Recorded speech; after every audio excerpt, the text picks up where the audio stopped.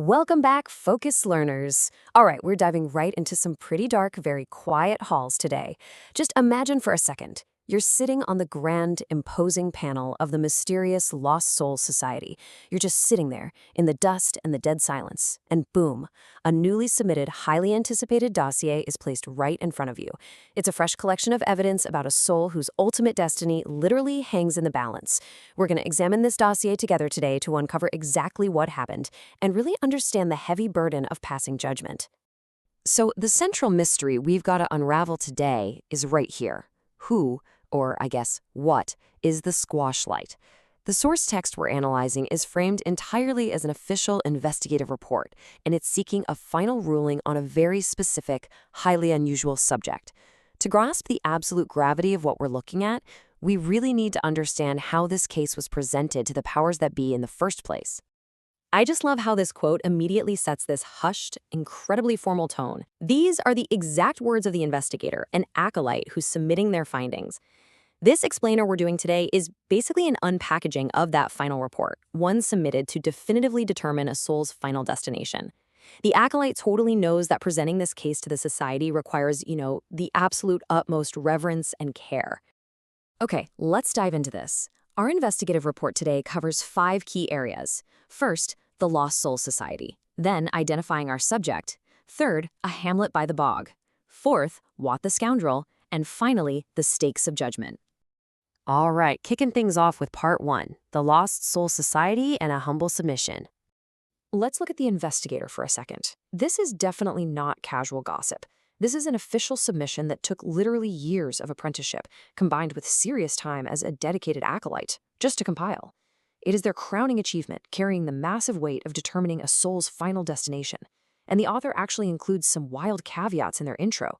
They mention the peripheral involvement of what they call the fair folk. These are living beings who completely fall outside the Lost Soul Society's purview. But while their presence is in the mix, the acolyte promises the panel that their involvement won't taint our judgment or our study of the main subject. This level of detail really establishes just how massive the scope and the stakes of this report truly are. Moving right along to part 2, identifying the subject and dispelling the myths. Before we go any further, we absolutely have to clear up some popular myths. The author is super adamant that our subject is definitely not Stingy Jack. Stingy Jack is, a pretty famous bog wanderer, but his fate is already completely sealed until the Day of Judgment, and his soul is thoroughly accounted for. Any connection between Jack and our guy is purely coincidental, honestly mostly just due to the bogs and local plant life. Also, the subject is not a boggart. Boggarts are basically mindless agents of chaos. By stark contrast, our true subject has a definite, permanent form, a real consciousness, and an actual living soul. And there we have it. With all the formalities out of the way and the caveats advised, the acolyte dramatically reveals the true identity of our subject for the official record. This is the story of Will, the Squash Light. Next up is part 3, a hamlet by the bog, where we'll map out the scene. The layout of where this whole story goes down is incredibly specific. The setting is a hamlet, which is essentially the merging point of 2 villages, and it had some super rare amenities for its time. It actually had a library holding primitive codices and a schoolhouse run by a full-time teacher, anecdotally known as Carol Bell. But right outside this little bubble of civilization lay a wild bog, and out there on the bog borders lived a hedge witch. The best research points to the name Old Lady King. So you've got this tiny, intense intersection of education, civilization, and wild magic all just rubbing shoulders. But you have to look at what is missing from that hamlet, because this is arguably the most important contextual clue in the whole dossier. There was absolutely 0 clergy present. None. No hermit monks, no monastic friars hanging around to keep things in check. And the direct result of that absence? Well, the dossier states it plainly. Forbidden knowledge was at play. Without any clergy to watch over the town, this bizarre mix of reading fever from the codices and the raw natural magic of the bog created a highly volatile environment.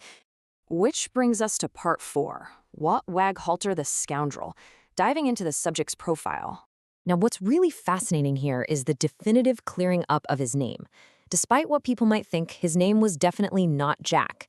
The acolyte clearly states his name is a 3-letter moniker derived strictly from his initials, W-A-T, Wat. We also get a quick glimpse into his family origins, which are split right down the middle. Either they were simple serf farmers or dangerous rogue hookmen. Whichever it actually was, the one verified fact we have is that this young boy was always quite the scoundrel. And that scoundrel nature is exactly what earned him his grim last name, Waghalter. This wasn't his actual family name, you know? It was an unfortunate, but honestly well-earned nickname. In the context of this world, calling someone a Waghalter means that person is quite literally destined for the gallows. It's a really chilling piece of foreshadowing. Everyone around him basically looked at his behavior and branded him as a future criminal, destined for a dark, abrupt end.